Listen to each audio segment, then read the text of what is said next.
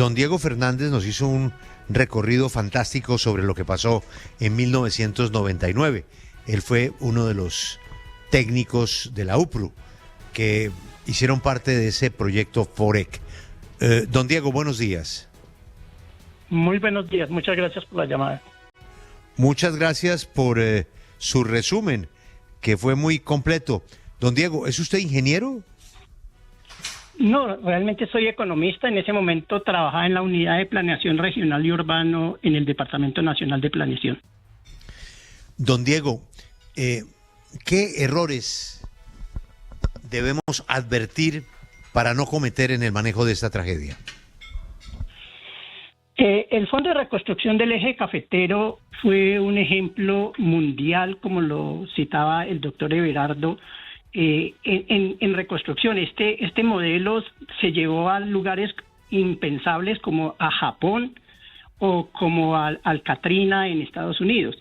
Fue un ejemplo internacional de buen manejo. Probablemente hay mucho que manejar, mucho que mejorar, podría haber, pero en sí fue muy bueno la unión público-privada. Mucha gente decía que posiblemente era imposible de repetir, de la solidaridad tan impresionante que logró el país.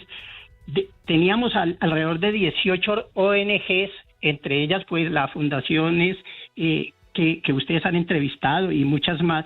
Cada una tenía una zona del eje cafetero y era la gerencia regional del FOREC en esa zona, haciendo todos los trabajos de atención. Desde el primer día se comenzó a hablar con ellas y luego ya se hizo lógicamente lo más difícil y más doloroso, que es los primeros días, y hay que llevar agua y comida y un poco de energía y esas cosas. Pero luego la reconstrucción, que es realmente lo más necesario, pues espero no sonar crudo, pues es cómo reconstruir en el eje cafetero. No, lo que hoy en día vemos realmente, yo con todo respeto creo que no llega a ser una décima parte de lo que fue en ese entonces. Eso se destruyeron edificios, aeropuertos, galerías, de todo, las alcaldías, 28 municipios sin alcaldías, sin agua. Es decir, la destrucción era muy grande y entonces era imposible, consideramos en su momento que era imposible hacer eso de forma centralizada con una sola entidad, y se contrataron estas ONGs, y a estas ONGs se les dio bastante libertad en diseñar cada uno la forma de operar en cada una de las zonas. Y lo delicado era la plata. Lógicamente, pues se pueden imaginar ustedes que 2.5% del PIB pues es muchísima plata para poner en una zona como esa. Entonces la parte de infraestructura sí fue bastante centralizada, y lo de la construcción de las viviendas es algo muy especial, porque hay una vivienda que se le ha roto una ventana, mientras que hay una vivienda que se ha partido por la mitad, otra que se ha destruido.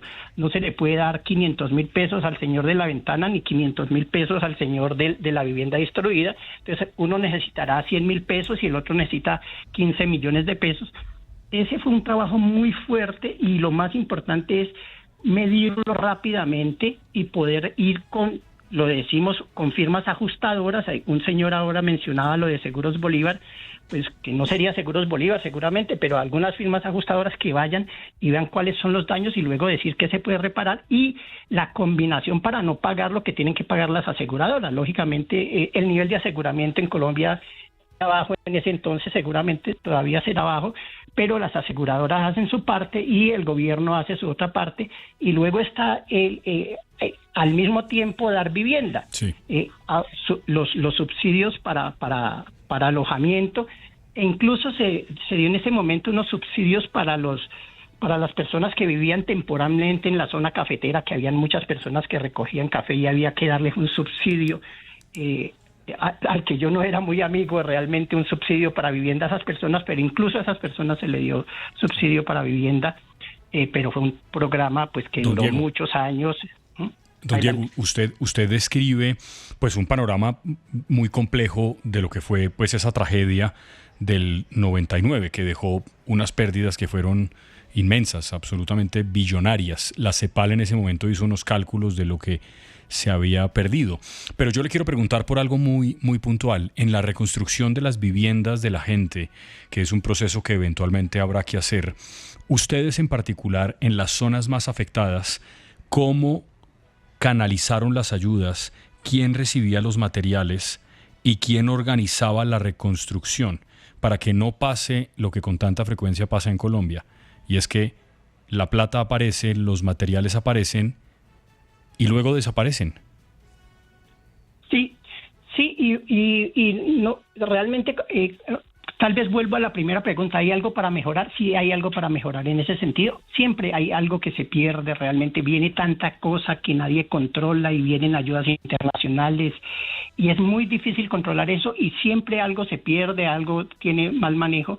Lo que se hizo aquí fue con las ONG, lo que se hizo en ese entonces, fue con las ONG, se creó un sistema para que las ONGs visitaran, estas ONGs muy importantes como la Fundación Luis Carlos Sarmiento y otras, visitaran primero se hizo el ajuste, se dijo cuánto más o menos necesitarían y se vio entonces cómo se desarrollaba y se hicieron organizaciones, en algunos casos no muy numerosos, hay que decirlo, con las mismas personas. Las personas están muy afectadas y realmente en el eje cafetero era de dimensiones muy grandes, como para decirle a una persona que se le ha muerto un familiar y que no tiene casa y que no tiene nada y luego ayude a usted a construir, pues las personas no están casi en condiciones.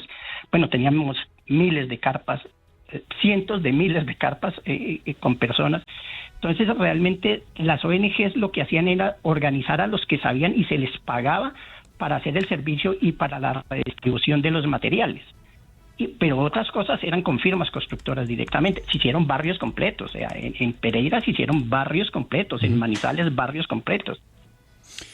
Pues es Diego Fernández, una persona que también tuvo una gestión fundamental en la experiencia de la reconstrucción social y económica del eje cafetero a través del FOREC, que se creó precisamente por esa emergencia. Don Diego, gracias por estar en Caracol Radio. Buen día para usted. Muchísimas gracias a ustedes.